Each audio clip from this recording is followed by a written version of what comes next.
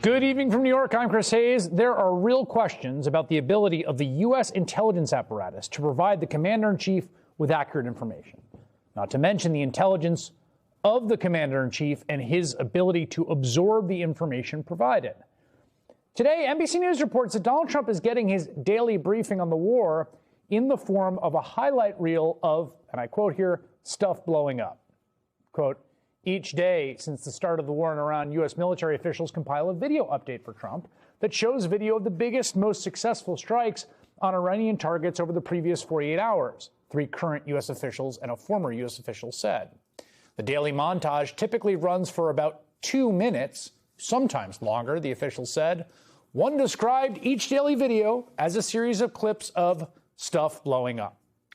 National intelligence in the form of Instagram reels, basically, the kind of thing that could keep the attention of like a, child, a phone-addicted teen. To be clear, the sources stress that Trump also receives more traditional briefings. But given what we know about how much reading this man does, it's fair to have questions about how much information he actually retains or understands. In fact, today, the Iranian foreign minister mocked Trump on social media, calling him essentially a kind of patsy for his own intelligence agencies. It is said that Edward Bernays, a pioneer of mass persuasion, served on the Committee on Public Information and worked to help Woodrow Wilson rally Americans for war in Europe. When he and Walter Lippmann met president in 1917, they reportedly said, "We can sell the war to the public." More than a century later, little has changed, except now it seems the war is being sold not once but daily, even to the president himself, through carefully curated videos. To that point, it's completely unclear who's putting these little highlight reels together in the first place. Is it a best-of reel from Pete Hegseth's Department of Defense or from National Intelligence Director Tulsi Gabbard? She says Trump is getting the best information. Did you brief the president if he starts a war of choice that the likely result would be that Iran would strike adjacent Gulf nations and close the Strait of Hormuz? Did you brief him on those 2 facts that I think have been consistently the assumptions of the intelligence community?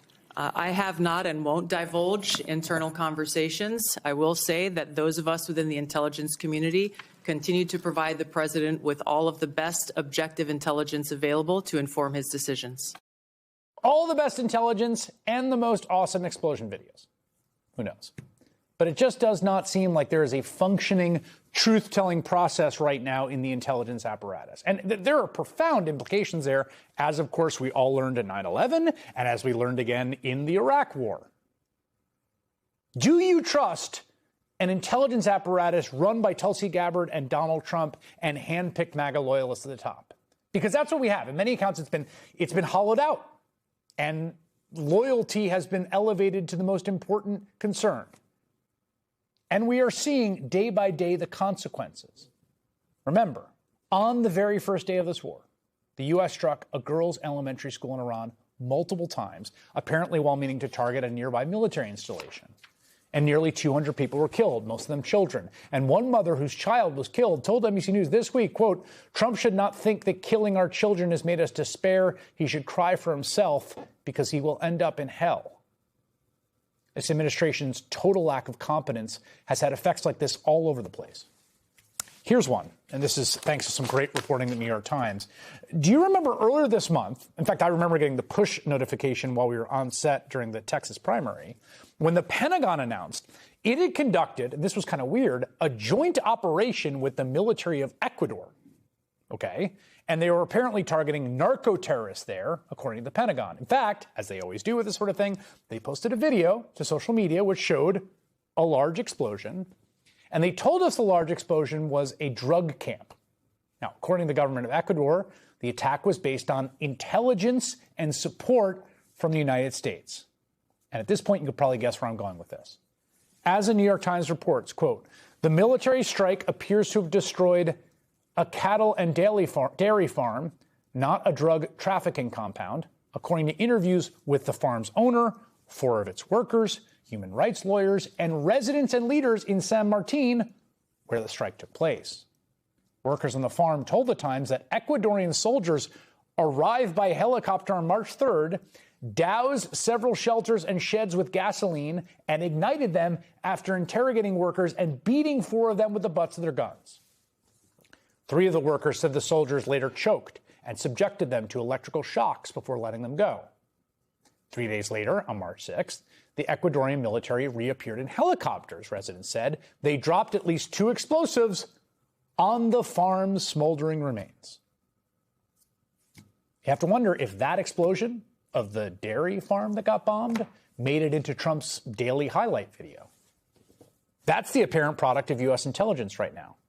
Garbage in, terrible garbage decisions out.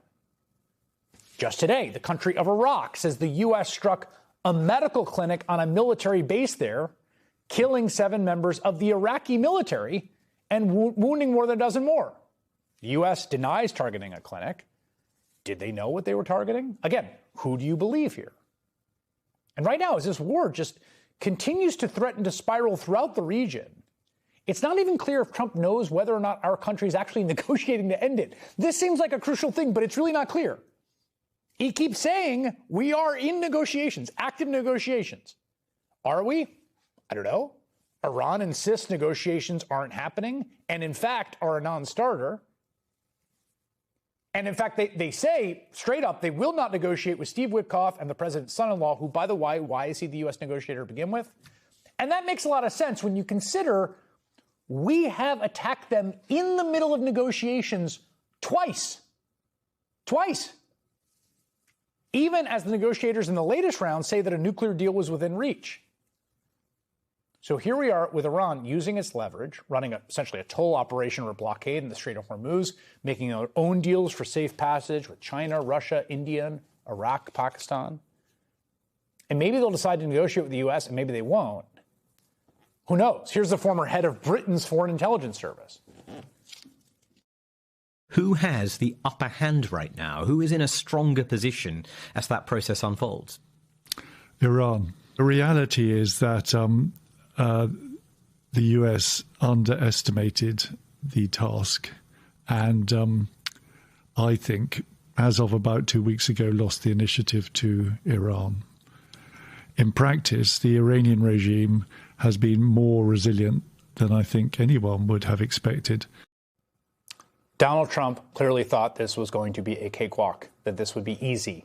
He thought it would be a quick process to depose a regime like what they did in Venezuela. Now the war is dragging into its 4th week. The human toll grows with each passing day. Thousands of people dead in Iran alone, 13 U.S. service members, hundreds throughout the Gulf. I don't know if the commander-in-chief is even aware of the costs of the mess he has created.